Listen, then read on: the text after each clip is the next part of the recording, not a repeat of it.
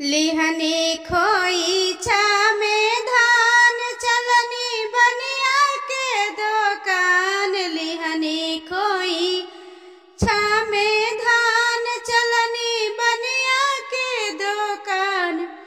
बनिया जोखे लगले डोरिया चढ़ाई के अमोना मुसिकाई के ना। बनिया जोखे लगले डोरिया चढ़ाई के अमोना मुस्काई के नाम।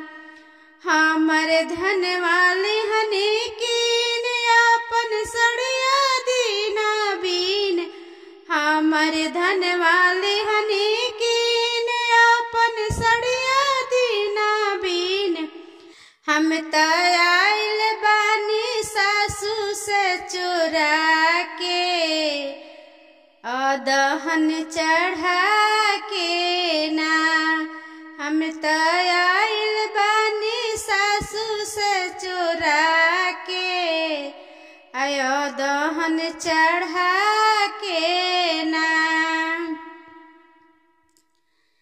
दिन हवा बहे सबेरे खिड़की से। दिन हवा बहे सबेरे खिड़की से। रात हवा बहे सैया के झुलुपी से।